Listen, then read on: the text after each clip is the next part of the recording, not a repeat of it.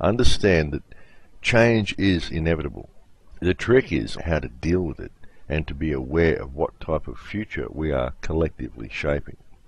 As I've often said, all of these unfolding events really do present us with a truly wonderful opportunity to cast aside our chains of division and to truly achieve our potential as human beings. Personally, folks, I feel that it is extremely important that we deal with this ridiculously corrupt monetary system. That is the first step. I mean, this system, it really is utterly ridiculous, and it truly is utterly corrupt. It is the head of the snake. It truly is the head of the snake, and I honestly believe that we need to deal with it before it crashes totally, and in crashing reduces everyone to paupers. It is very obvious that if we remain with the system we currently have and let the system simply run its natural course until it collapses under its own weight of insoluble debt, then an inevitable effect of such a crash will be the transfer of all wealth into the hands of the cartel of banksters who have puppeteered this whole situation. It'll just transfer everything into the hands of those who issue the money. And it's important that we don't allow that to simply happen by matter of course, folks. Attempting to address that issue and avoid such a thing occurring is actually why I had Mike Montagna as a guest on the show last week, folks. And I really do urge everyone to visit his websites, perfecteconomy.com and perfecteconomy.org, and research the economic model that Mike is presenting. Because this is the type of system that we need. We need to have this type of system in place. I mean, look, personally, I think that with a truly awakened humanity, we won't need money at all. We won't need any type of monetary system. But that may take a generation or two to accomplish. That's, of course, if we actually last that long, folks. But in the meantime, however, the mathematically perfected economy that's been presented to us by Mike Montagna is certainly preferable to what we currently have, which is simply a thinly disguised system of debt slavery. Bear in mind also when visiting Mike's sites that he is still in the process of creating the applications that will be used in the Global People's Initiative that is being undertaken, which will hopefully force our governments to convert to his economic model. So give him a few weeks to finish these applications and finish coding this software and to get things up and running. And be sure to check back with him. When he has completed it all and the site is fully functional and the software has been created, I do intend to have him back on the show to give us all an update. Also, and I'm not sure how this will sit with international audiences, but due to popular request, I will also soon be dedicating a show to helping people understand the Australian legal system and constitution. I appreciate that such a show may be a little irrelevant to American listeners and to other international listeners, but due to recent actions by Australian state governments, due to the lack of understanding many Australian citizens have for their constitution and for the rights the document actually grants them, none of which have ever been removed, by the way, and indeed none of which ever can be removed without the full consent of the Australian people.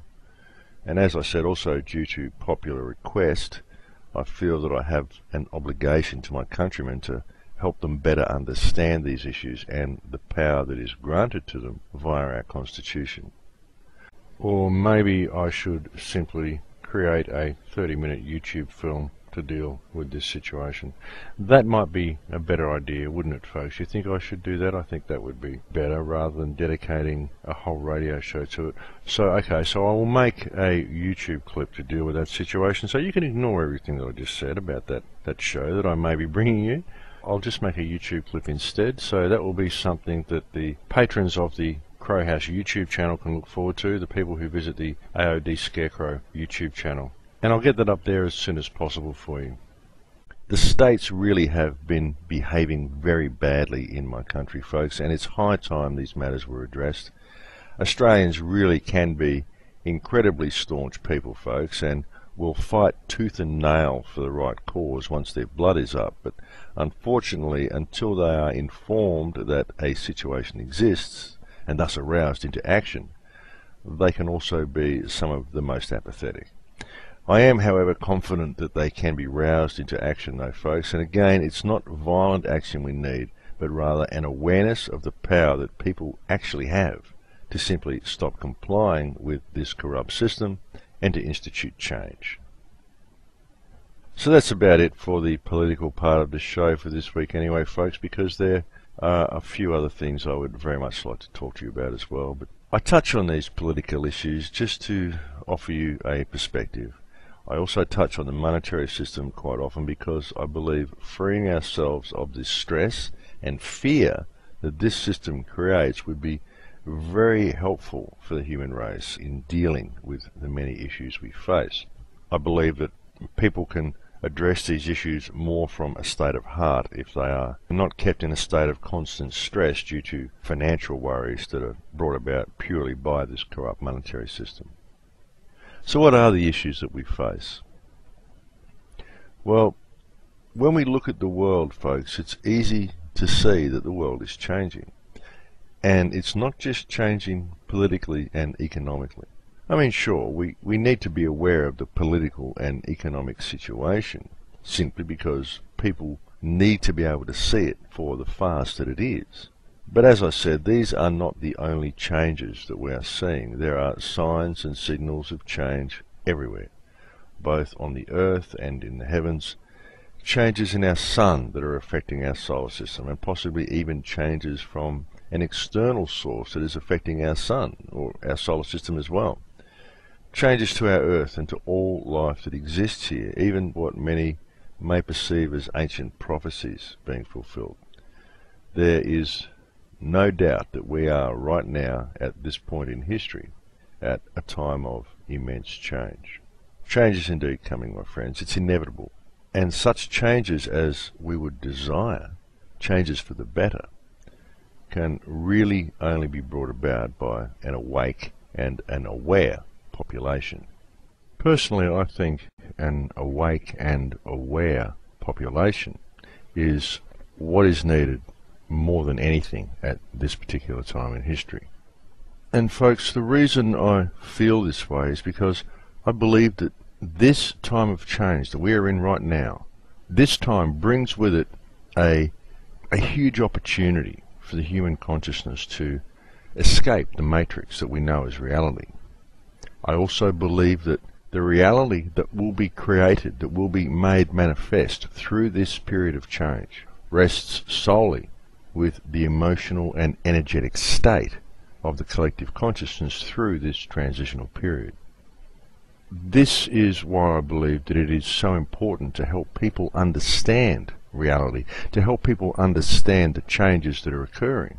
And I believe that it is also very important that people be aware of what these changes may mean in relation to themselves and to their connection with reality. I believe that gaining a true understanding of reality is a crucial step, folks. I think it is a crucial step and a significant milestone in the elimination of fear. I think that that's really the only way fear can be eliminated from the human psyche, is by understanding reality. Actually, a couple of days ago I was invited to come and speak with some people in a Paltalk chat room. The room was called the Wake Up Project. And the talk turned to unconditional love, and someone in the room commented that it is impossible for a person to be in a state of unconditional love. Now, I very much disagree with that statement, because I believe that obtaining a state of unconditional love is possible for everybody, and I believe that what prevents people from obtaining this state, it very much depends on what their perception and understanding of love actually is. Many people, I've found anyway, that many people, when they think of love, they think of what I tend to refer to as the television version of love. They tend to anthropomorphize it. They tend to give it human qualities. They think of love and they think of the feeling they feel for their partner or their child, the love they have for a pet or an activity, or for some it may be a type of food or a particular piece of music, their best friend or their brother or sister. They think of this type of love. Now, all of these things, all of these feelings are good expressions of love. But what are they all at a deeper level? What are all of these feelings and expressions when one looks at the core essence of each expression? In fact, what you find is that all of them are slightly different expressions of the same energetic state. So when you start to see things from this perspective, you begin to understand that what love actually is at its core essence is an energetic state. That warm, fuzzy feeling, that lightheadedness and leaping of the heart, that state of bliss and ecstasy. At its root essence, what it is energy. That's all it really is. This is one polarity of the energy that makes up all reality. The energy has two polarities that I often refer to as love and fear.